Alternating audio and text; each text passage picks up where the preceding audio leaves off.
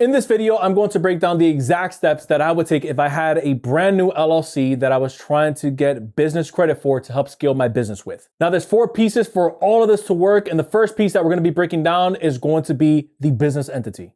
Now, what exactly is a business entity? It's an organization formed for the purpose of conducting business. Now, 5 of the most common business entities that you probably are familiar with is going to be sole proprietorships, partnerships, LLCs or limited liability companies, you have S corporations, and you have C corporations if you're taking the incorporated route. Now, for the purpose of this video, since the majority of you guys were reaching out to me asking me, what would you do with the brand new LLC? That's exactly what we are going to be using as the case study for this video. Now, there's 6 important things that goes into forming a business entity properly. I want to give them to you right now. First up is the business name. This is going to be the name that you select when you register your business. So let's say if you have Irv's Ice Cream Shop and I'm doing an LLC, it'll be Irv's Ice Cream Shop Limited Liability Company or Irv's Ice Cream Shop LLC. That's the naming convention of the business that we're selecting. Next, we have the entity selection, which we kind of just hinted at, which is going to be the organization formed for the purpose of conducting business. Again, for the purpose of this example, we're going to be using an LLC. The third part of forming a business entity is going to be the business location. This is where your business will be established. So if I'm opening up a business in Florida, then that's known as a domestic entity, meaning the home base or the headquarters for that entity. If I decide to open up my business, my LLC here in Florida, and then I also decide to want to do business in, let's say, Nevada, then the foreign entity that's also a part of my main entity, that's known as a foreign entity, that's going to be established in Nevada. But again, for the purpose of this example, we're just going to be using a domestic entity. Fourth is the employer identification number, also known as the EIN. This is the social security number for your business given to you by the IRS or the Internal Revenue Service. Again, this is going to be the number that you're going to use when you're applying for business credit lines or when you're opening up business bank accounts. This EIN is going to follow everywhere that the business goes. And so when, again, you're applying for a business credit line, all that debt that's going to get reported under that EIN is what's ultimately going to get reported also to the business credit bureaus. And this is how you start building up business credit on behalf of that LLC. Number 5 is going to be your formation documents. This is going to be your articles of organization and your operating agreements. Now, the articles of organization break down basic information about your business, such as the name, address, and the LLC members, while the operating agreement breaks down how the business will be ran and who's doing what. So if there's more than one member, assuming you're not a single member LLC, then maybe your business is going to have split ownership, meaning maybe it's 50-50, maybe it's 51-49. That percentage of who's doing what in the business is what the banks are going to want to know. And that's also what they're going to take a look at based off of what you put inside of the operating agreement. And the 6th thing that you want to have in place when you're forming a business entity is going to be a business bank account. Now, this bank account is what's going to be used to receive funds and process transactions specific to the business. So you're not going to be using this account to float personal funds through, to float anything that you're doing on the personal side with your personal life. This is only going to be held for business transactions to hold funds specific for your business. And this is how you start separating your business from your personal assets and your personal liabilities. Now, if you're wondering what's the point of this, here's what having this in place is going to do. Having the business set up properly is what allows you to work with banks and lenders to get capital for your business. Not being able to set up a business properly is one of the fastest disqualifiers used to deny people and quote unquote businesses from getting credit. Now, quick side note, if you've been operating as a sole proprietor and you're thinking about switching to maybe an LLC, the faster you can make that switch, the faster you're able to start reaping the benefits of having your business set up as a limited liability company. One of the reasons for that is we saw a business owner who was able to essentially set up their business. They started running it. They were able to get access to $120,000 worth of business credit solely on the sole proprietorship side. When they try to transfer all of that over to the LLC because they finally said, okay, it's now time to make the jump. The bank said, since you're now creating a separate entity, it's practically a brand new business at that point. That's technically seen as year 1 for that business. They weren't able to essentially transfer all of the credit that they had available for that business already to the LLC. So what they actually ended up doing, since it was the same line of work, it was the same business owner, they actually ended up shutting down all of those accounts altogether. So this person, unfortunately, had to start from scratch. Now that is case by case, and it may or may not happen to you. But again, if you're on the fence on whether or not you should maybe open up an LLC, if it makes sense for your business, which in my case, it almost always does, go ahead and make that switch. So that way, as you're building business credit, you're able to properly build up the age so that you don't have to go back later and say, man, I have to restart this thing all over again and lose all of that work that you put on. Now, the second piece of this is going to be the owner's credit, which in this case, it's going to be you. When you're starting a new LLC without revenue, collateral, or tax returns to show any income, the owners, which again, in this case, it's you, will have to do what's called a personal guarantee or a PG. Now, having a PG on behalf of the business is common, not just for a brand new business, but also for an existing business who's maybe generating under $2 million a year in revenue, doesn't have much collateral to their business's name. But if you've never heard of what a personal guarantee is or what a PG is, here's what that is. This is promising that if the business cannot pay back the money that it was lended, the owner will use their own money to make sure that the business pays the debts back. So what this means in the business world is that you're the parent for the LLC. Since in the banking world, an LLC that's considered quote unquote a baby is an LLC that's under 2 years old and or a business generating under $2 million a year in gross annual revenue. So if you fit any one of those categories, then 99% of the time, you're going to have to personally guarantee on behalf of the business. Now I'm going to give you exactly how your personal credit profile needs to look in the eyes of the bank so that you can get access to funding. But I first want to break down the 5 C's that actually make up a personal credit profile. The first C is new credit. That makes up 10%. Personal FICO credit score ranges from 300 to 850 possible points. So the first component of the credit score is going to be new credit, which makes up 10% of the credit score. This is going to take a look at any new credit accounts that were recently opened or any credit inquiries. The second C is going to be credit types, which also makes up 10%. This is going to be what variations of credit do you have on your personal credit profile? Meaning, do you have personal auto loans? Do you have any regular installment loans? Do you just have revolving accounts like bank credit cards? And so banks like to see a nice blend, a nice mix of different types of accounts, because this is going to let them know how well you've done in managing debts as the business owner. The third piece of the credit score is length of credit history. This takes a look at how long your credit accounts have been active. And the last 2 pieces make up a total of 65% of your FICO score. You have your credit utilization, which makes up 30%. This is going to take a look at your credit limit and how much is currently being used. And then your payment history, which makes up 35%. This is going to take a look at whether or not you've been making your past payments on time. Now, I don't know about you, but I also like to see it from a points perspective. So if we're converting the percentages to points, here's how this breaks down. You have new credit at 10%, which makes up 85 points of the total 850. You have types of credit, which also makes up 10%. That's also 85 points. You have length of credit history. That's 15%, and that makes up 127.5 points. You have credit utilization or credit usage at 30%. That makes up 255 points. And then you have payment history at 35%, and that makes up 297.5 points. Now, I tell you this, but I don't just want you to focus on your credit score. You also want to pay attention to something called a credit profile. A business owner's credit profile is more important than just a credit score. Here's what I mean. I want you to think of your credit score kind of like a money grade. It's the number that shows of how good you are at using money. If the number is high, then that means that you're good at using money. If that number is low, then that means you're maybe not as careful with how you've been using the money that you've been given.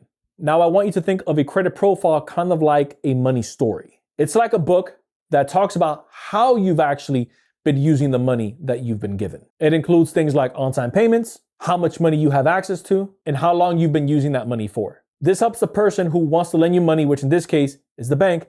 It lets them know and gives them the full picture of how good and diligent you've been at using the resources that, again, you've had access to up to this point. So let's use a real world example. We have business owner A and we have business owner B. Let's start with business owner A. Business owner A has a 790 credit score. They have one credit card with a total of $5,000 on it. It's only been open for about 2 years. They have no mortgages, no auto loans, and they have one revolving credit card with 0 installment accounts. Now let's take a look at business owner B. Business owner B also has a 790 credit score, but They have 6 credit cards, which again are revolving accounts with a total of $40,000 in available credit.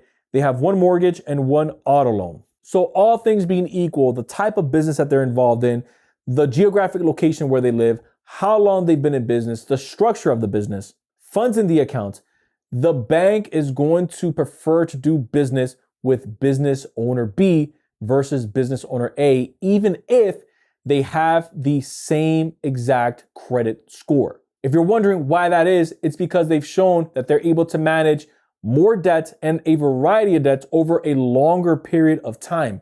And that's usually a clear indicator to the banks that if they're going to extend out a larger line of credit on the business side, then they're able to mitigate their risk with that business owner because they've shown previous responsibility. Now let's go back and put this together for what should be on your personal credit profile. You should have no less than 5 primary accounts. Now, we're not including authorized users and we're not including store cards. These are primary accounts that belong to you. You want to have at least one of the credit cards with total credit of at least $10,000 or more, at least 2 or more installment accounts. This can be a personal loan, a personal line of credit, an auto loan, or a mortgage or 2. 5 years of credit age, 10 to 20% of total credit usage.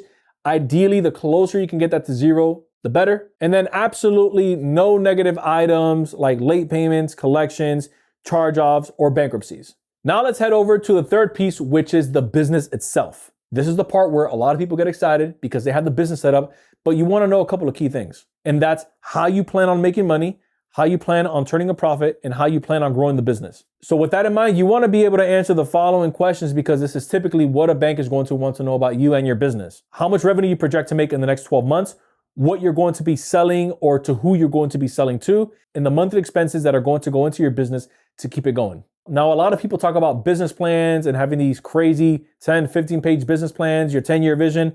Look, I get that, but for the purpose of you getting access to business credit and for the purpose of you at least getting your business off the ground, I just recommend a simple 1-pager. And this is how I would break it down. You have the sales and marketing, which is going to provide an overview on your sales and marketing approach.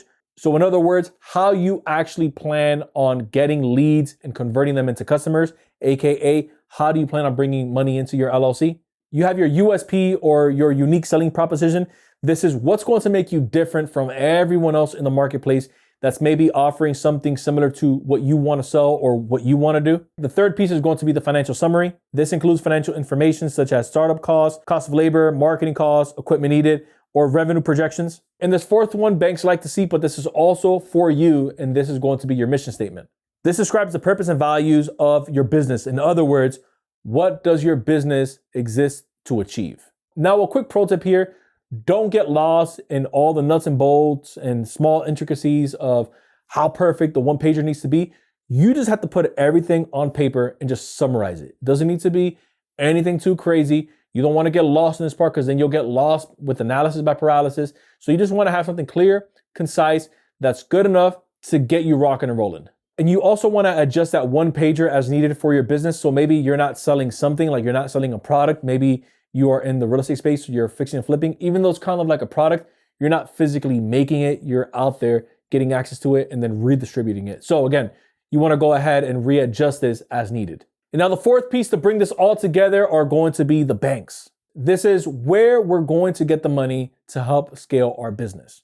Now, the reason why I left this for last is because it doesn't matter what bank you go to. It doesn't matter what lenders you speak to. It doesn't matter what bankers you have access to.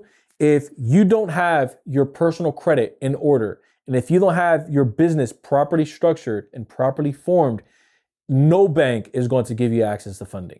So with that in mind, assuming the credit's in place, assuming our business is properly set up, there's 4 things that I like to know from the bank that I'm doing business with. The first one is accessibility. Is there a good amount of locations around me, or do I have to drive 4 hours? I like to know what's the support going to be like from that bank, especially for the industry that I'm involved in. I can tell you from experience, especially as you're building out and you're scaling your funding, one of the things that you like to do, and this is usually what I tell my clients, is you want to operationalize everything and you want to build out your portfolio and your network really of bankers. So the closer access you have, where maybe you have 3 banks across the street from where you typically do business, you can constantly walk in every quarter, constantly shake hands with those business bankers, get updates on maybe any new products that they're rolling out, and also get them updates on new revenue and new peaks that your business is generating. This is important because banks like to know that, hey, the clients that we're doing business with, are they actually turning a profit on the funds that we're giving them? Because in turn, this allows them to know if they can go ahead and go back in and either increase the amount that they're giving you or give you access to new lines altogether. Second thing I like to know about the banks I'm working with is funding variety. So what's the product selection like for the bank or the lending institution? Do they just have credit cards? Do they just have business lines of credit? Do they only do SBA products? Do they only do maybe businesses that have been established for 3-4 years? These are all things that I want to know because I don't want to waste my time with a bank or with the lending institution if they're not going to service my business. I also like to know what the deposit requirement is like because it's also lets me kind of prepare myself, especially if I'm a startup, how much funds or like what my target needs to be initially when I'm first working with the bank. Here's a good rule of thumb for me. I like to see that they have at least one credit card and either a line of credit or a loan product for my industry. This is going to give me the best of both worlds. The third thing I want to find out about a bank is, are they community driven and industry focused? Some banks are only going to specialize in serving specific industries or specific geographic locations. Now, this is going to work exceptionally well if you're a startup because this is going to allow you to kind of skip the line and not have to compete against some of these bigger businesses. It's whenever you're dealing with a community bank or with a credit union, is they're typically, again, niche focused and they're also geographic focused. Here's how that plays out in the real world. Let's say you have Bank A and Bank A only services your town because there's only one in the entire state. That means that all other hundreds of thousands, if not millions of businesses that are inside of your industry, they're not going to be able to go into that bank and apply for the same type of funding that you want to get access to. That means that you have less competition and less pieces of the pie going out, which increases your approval odds because now you have less people going after the same pot. So don't just focus on some of these big banks that you're maybe seeing all over the place. There's riches in the niches. And then the fourth thing that I'm paying attention to with banks is relationship management. If your business requires a higher level of service or has complex financial needs, consider a bank that offers relationship management services for business clients, especially for my clients in that higher risk industry. So trucking, real estate, construction, even though those are fantastic businesses, and believe me, you can make a lot of money in those businesses because we see it, we work with these people. Those are typically seen as higher risk because of a variety of things. Those businesses are heavily impacted by what happens in a market, meaning if the rates go up, the real estate market starts to take a hit. If maybe the supply chain takes a hit, then we know that maybe the trucking space, like their margins start to go down, meaning they start to make less money. If we're dealing with trucking, then banks know that that business is higher risk because even though they're constantly bringing in cash flow, the expenses that goes into running a successful trucking company is far higher than maybe somebody who's just selling digital consulting online or digital products online. The margins are totally skewed. And so what that means for you, if you feel that you are in a high risk industry, again, if you're going to be in real estate, construction, transportation, you're going to want to consider this because you're going to want to have that extra touch. So in the event, maybe you have an application that gets denied, they're able to tell you exactly why that application was kicked back by the underwriter, what changes need to happen in order for you to get that approval you're looking for, and so that you can rinse and repeat the process. So those are the 4 pieces that I would be looking at if I were opening up a brand new LLC, taking my funding from my first 0 to 50K, 0 to 100K and beyond this year. If you found value in this content, consider hitting that like button down below and share it with a fellow entrepreneur that you know is going to find value in this as well. Our channel has been growing from you, which has all been word of mouth. And so we greatly appreciate that. But again, until next time, everyone, I appreciate each and every single one of you that's been checking us out. We will see you in the next video.